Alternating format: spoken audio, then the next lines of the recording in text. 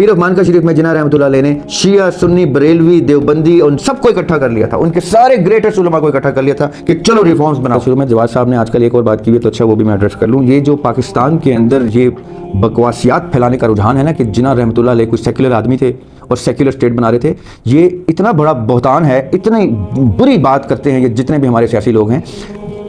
Secular आज भी India है, अगर सेक्युलर ही चाहिए था हमें तो दो कौमी नजरिए की बुनियाद ही आप गिरा देते हैं। वो जावेद अख्तर जैसे लोग इंडिया में, जावेद अख्तर साहब जैसे लोग, मैं इज्जत से ही नाम लूंगा उनका क्योंकि बड़े ही अच्छे शायर है, गीत निगार है, ठीक है। अल्लाह ताला ने उनको अभी किसी और इम्तिहान में डाला हुआ है, लोग समझते नहीं हैं क्योंकि उनका सर्वाइवल एट स्टेक है। उस उधर मुसलमानों को कह रहे हैं कि साबित करो कि तुम्हारी ज़मीनें है, तो वो बेचारे इसलिए अपने आप को एथियस्ट शो करके थोड़े से आउट हो गए। उनकी बीवी का भी मैंने देखा है वो शबाना आजमी का इंटरव्यू, कि वहाँ पर कहते हैं कि हमारी तो हमें तो प्रॉपर्टी खरीदने की इजाज़त नहीं है। इंडिया में बहुत मुश्किल हालात है, इसलिए जावेद अख्तर को इस तरह से मिसट्रीट ना करें लोग।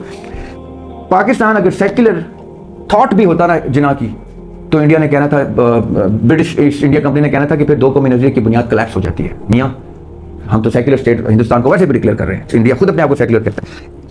पीर अफमान का शरीफ के घर में जिन्ना रहमतुल्लाह अलैह ने, ये तो उस दिन भी मैंने टीवी पे देखा, 11 अगस्त की जिन्ना की स्पीच, 13 अगस्त की स्पीच, सब बकवास कर रहे हैं, कोई खास एजेंडा के ऊपर ही लगे हुए सारे, पाकिस्तान को सेक्युलर बनाने की नाकाम कोशिश कर रहे हैं। पीर अफमान का शरीफ में जिन्ना रहमतुल्लाह अलैह ने शिया सुन्नी बरेलवी देवबंदी उन सबको इकट्ठा कर लिया था, उनके सारे ग्रेटेस्ट उलमा को इकट्ठा कर लिया था कि चलो रिफॉर्म्स बनाओ।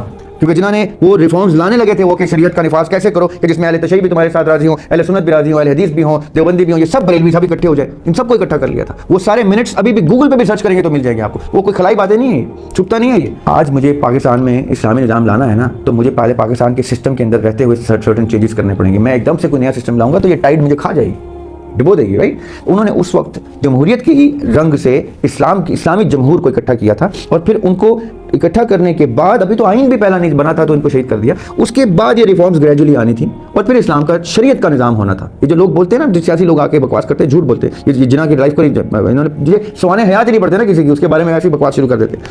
उसके बाद इस्लाम आना था, शरीय निज़ाम आना था, और वो भी निज़ाम शरिया of one of its kind आना था, जिसमें तमाम मकातिब फ़िक्र के लोग मौजूद होने थे। इसीलिए इनको कत्ल किया गया।